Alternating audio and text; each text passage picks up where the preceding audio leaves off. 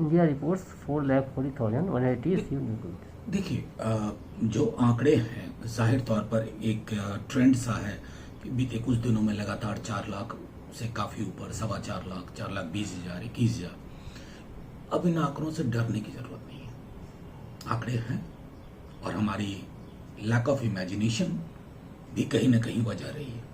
लेकिन अब महत्वपूर्ण यह है कि हथियार नहीं डाल देने, लड़ना है, लेकिन लड़ने के तौर तरीके ईजाद करने होंगे। अभी तक सिंबॉलिज्म में बहुत सारी चीजें चल रही हैं। जो हम भयावह तस्वीरें देख रहे हैं, ऑक्सीजन सिलेंडर की हो, रेमडेसिविर की हो, वो हमने कभी कल्पना नहीं की थी कि दर दर इंसान भटकेगा। जो चीजें अस्पताल के सिस्टम में नेचुरली बिल्ड इन होनी चाहिए थी, उसके लिए एक इंसान सड़कों पे मारा फिर रहा। मैं समझ रहा हूं कि अभी भी हमारे पास वक्त है, वॉर फुटिंग पे इंटरवीन किया जाए और जैसे लॉकडाउन करते हैं तो उसको एक सेलिब्रेटरी मोड में ना ले जाया जाए।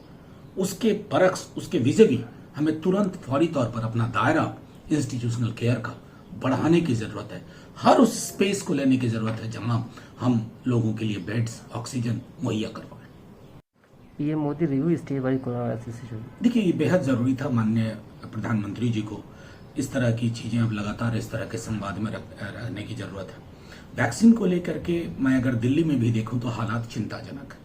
आपके पास जिस एज ग्रुप में अब हम गए हैं 45 से नीचे, 18 to 45, उसके लिए क्या हमारे पास पर्याप्त वैक्सीन है?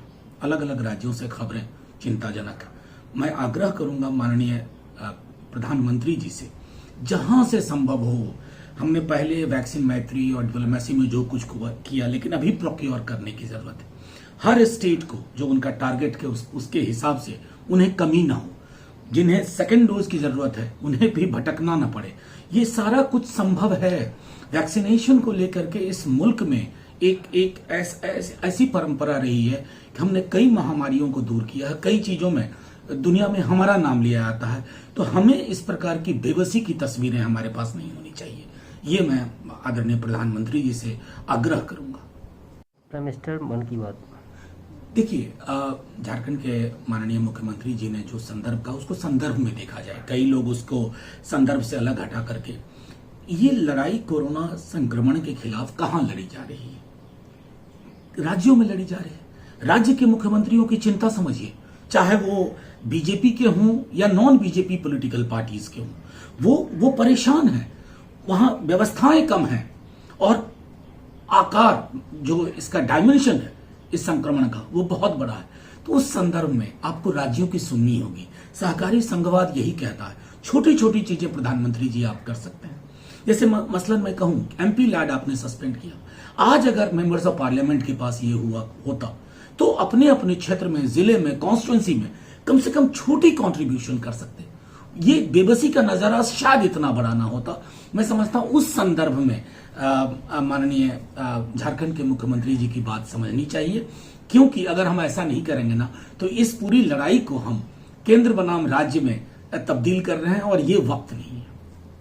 राहुल गांधी और सेंट्रल विस्टा। देखिए, सेंट्रल विस्टा को लेकर के आज राहुल जी ने कहा, हम लोगों ने कई बार लिख करके भी दिया, मतलब मुझे लगता है कि बावजूद इसके कि शायद आपने प्लान किया था, ये होना था, लेकिन कोई भी प्लानिंग पेंडिंग रखी जा सकती है। अभी हमारे जो आर्थिक हालात है, क्या हम अफोर्ड कर सकते हैं?